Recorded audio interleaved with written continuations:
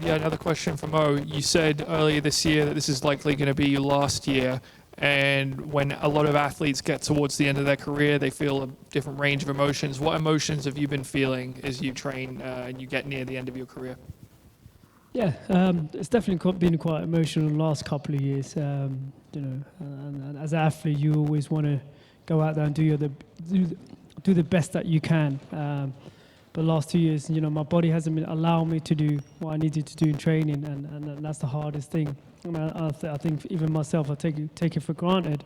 When you're an athlete and you get to the top, and when you get to the top, you don't change your routine. You just go race after race, training each year. And for me, for many years, like 10 years, you take it for granted because you just think, you just keep, it's almost like reprogramming, you just keep going and keep going.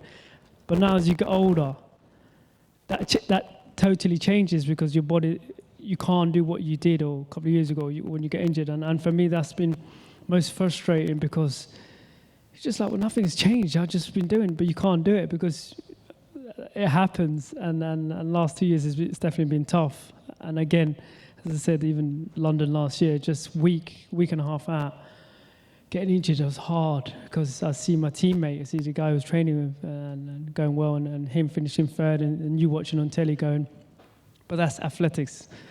And I think the key thing is for me is that as long as I stay injury free and be free and can do the work, then I will continue, as you said. But my body's not allowing me, and I think, as I said, Sunday it was probably be my last marathon in terms of, just being realistic and seeing it.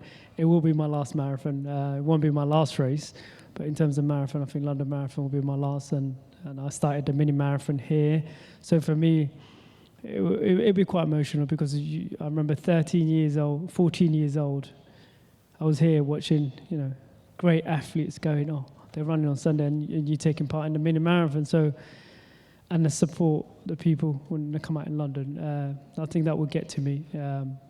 But I try not to think about it and just try and run. And after the race, maybe there might be a bit of tears and a bit emotional. So you wouldn't run a full marathon then? That is it. That's it. I don't know if my body can do it. As I said, week in, week out. Finish this one, yeah. I'm going to finish this one. I have to finish. There's no question of a doubt. But yeah, get this one out of the way, and then this is it. Okay. You got me there. I was like, what did I say? We just assume we're going to finish, don't we? We have to do.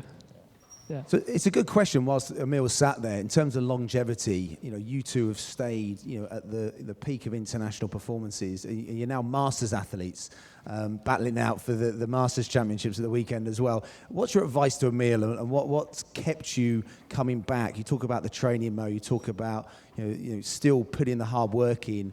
How have you adapted things over the last few years? As age has crept up on you. Yeah, age does catch up with you and your body as well. If I were to give any advice to Emile, is be able to just, keep working hard, keep believing yourself, and you're still young. You got a future ahead of you, so don't be afraid. He's already putting himself out there to be with the best guys in Kenya. So just keep doing that and keep believing yourself, and just keep enjoying it.